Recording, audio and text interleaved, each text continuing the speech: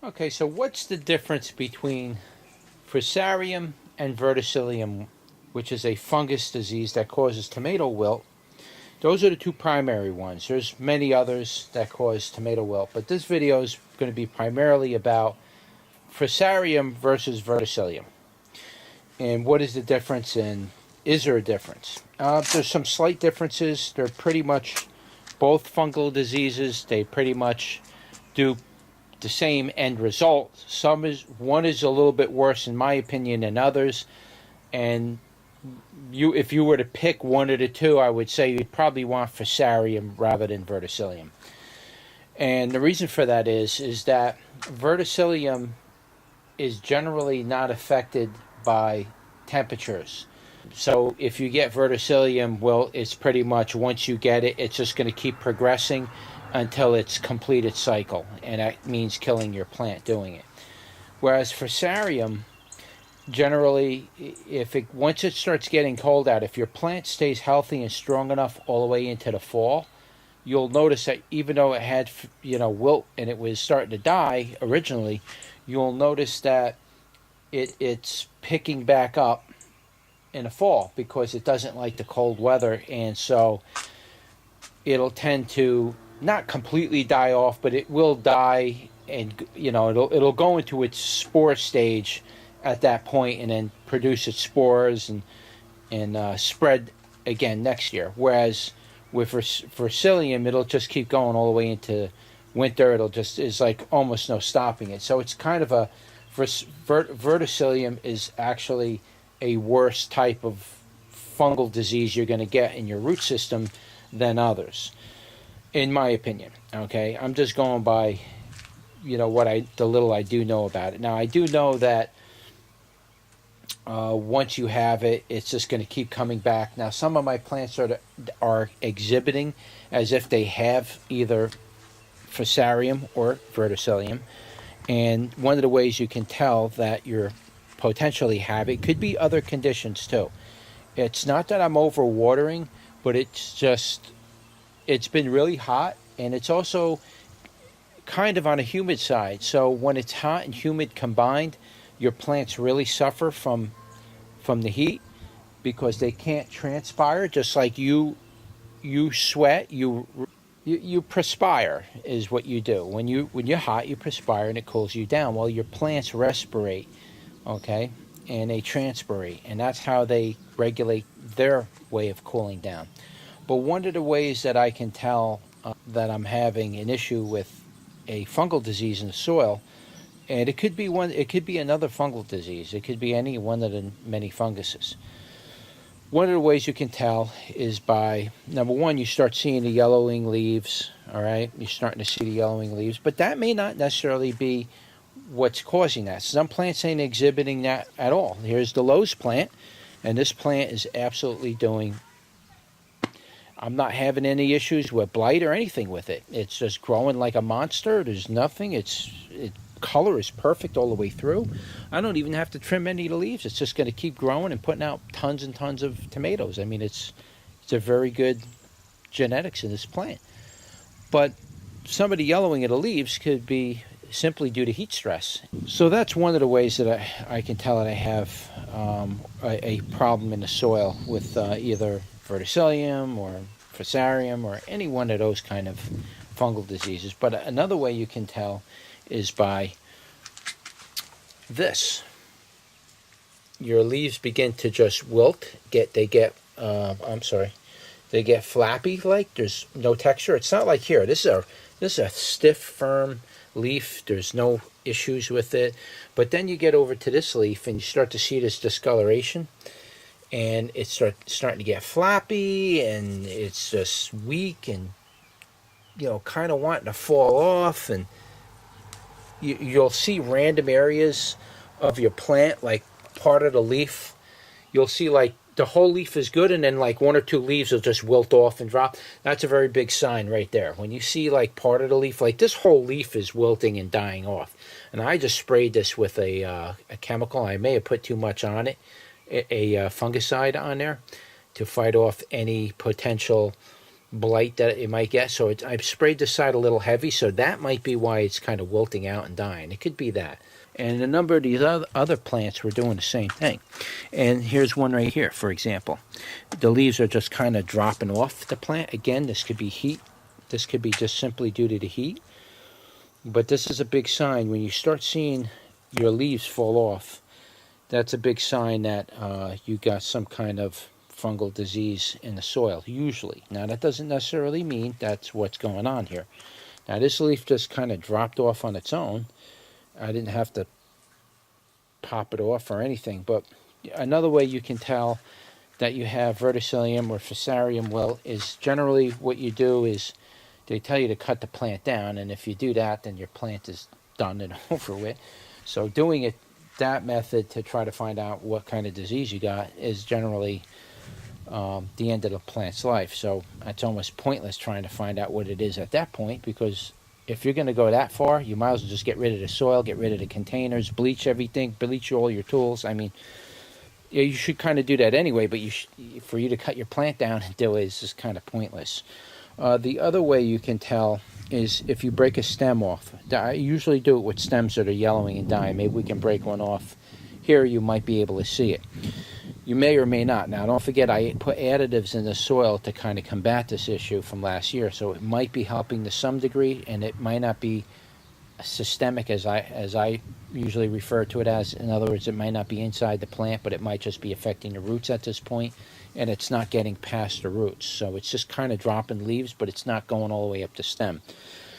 One of the ways you can tell that you have Vertisillium or Fusarium is when you break the stem open and you look inside that stem. Now, in this case, it looks perfectly green. There's nothing in it. I don't have my glasses, but I don't see any form of brown in there. Now, Vertisillium, if you break it open, if you have Vertisillium, you'll see the whole inside's kind of brown evenly all the way through it. And Fusarium kind of makes like a ring, like there's like a Cambium layer. I don't know any other way to describe it, but there's like a layer. You have a skin on the outside, then you got the core, and between the core and the skin and the outside, there's like a layer. And in that layer is where the Fusarium will generally infect the plant, and it'll make a ring. That ring will get infected, whereas with Vertisillium, the entire inside will start to brown up, or you'll see streaks of brown in it. So that's how you can tell the actual difference from it. Now, do you see it every time you break off a leaf and do it? No, you generally have to cut the stem in the middle and look for it. And at that point, like I told you, you're killing your plant. It's game over for you to find that out. So it's not really a good method to use. But if the plant is dying and you're going to rip it out anyway, why not cut it open and try to find out what's going on with it? So let me see if I can find any other plants that might be symptomatic. Now, these plants, this plant, it really started yellowing up within the last week. It was perfectly green and healthy about a week ago, and now it's suddenly starting to turn yellow. I just moved this into the shady area because I really do believe that the sun is really just beating the hell out of my plants right now. But this one could very well be another one that's infected with one of the wilt diseases. It could be. Now, I'm not guaranteeing it is, but it could be. And generally, if you get any of these two major diseases in your tomato plants, if you get any of those diseases, it's pretty much curtains for the plant. You might get a few tomatoes out of it, and then after that, it's just pretty much going to be dead. And usually, the wilt diseases kick in. Usually, they kick in right around when the plant is flowering and beginning to fruit, and that's when the plant really starts to take off with the disease. So we may not see the full result of it until the plant's fully starting to fruit and there's tomatoes on the plant. That's when you'll start to see the disease really kick in. So what I can do is I can try to break one of these off, and we can look at the inside here. Now, I'm not really seeing it really that much on this one, but I have broken off some branches earlier that came off, and I looked at them, and I did see some of the brown. So I did confirm that there's some kind of fungal disease in the soil.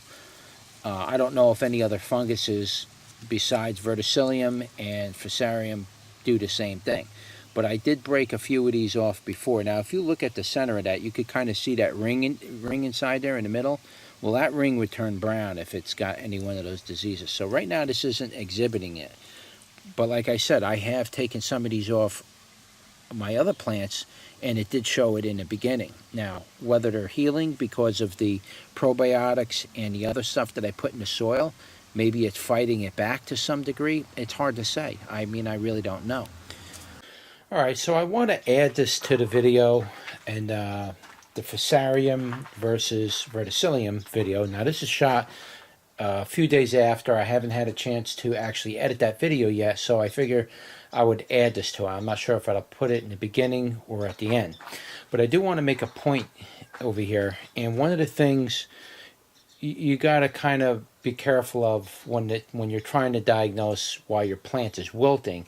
And I'm not 100% sure why this plant is wilting, but a couple of these plants that are coming out of this one pot, like right here, this one was really wilting pretty bad. Okay, let me zoom you out. Okay, this one was wilting really bad, all right? And so is this one. This one isn't recovering yet, but it was wilting. This one looked as bad as that. Now, every leaf on this plant looks like this, okay? It's wilting, it's sagging down, and I'm not 100% sure as to what is causing that. It could be bacterial wilt, or it could be an insect inside the pot that is simply eating the roots. That does happen. And it could be anything. It could be fungus gnats. It could be any one of those kind of things. And those little maggots get inside the root system. They just feed on the roots. And they eat all those little fresh white roots. And then the plant goes into a wilt state. Meanwhile, you're thinking, oh, well, you know, and you might legitimately have a couple of plants in here that are exhibiting the Fusarium and Vertisillium wilt, and or any of the bacterial wilts. Now, one of my plants definitely had bacterial wilt, which as soon as I noticed it, I ripped it out. It was basically dead anyway, but as soon as I seen it, I got rid of it. And I know that it was bacterial wilt because the pith on the inside of the stem was completely hollowed out, and that's a sign of bacterial wilt, or it could even possibly been viral disease, but I'm pretty sure it was. Viral is not really common; it's kind of rare. But if it is, it was one or the other. I'm pretty confident it was bacterial wilt because even though the pith was gone, I stuck my finger where I cut the stem, and it was like sticky, like a gummy, gluey coming out of it. And when you see that, that's bacterial wilt. But these plants were wilting pretty badly. This one was wilting really bad, and then this one picked back up. This one is wilting, and it's still wilting, and it looks like some of the leaf might be dying, but it might come back. And if it doesn't, I'm just going to remove the plant. Now, that also happened to another plant over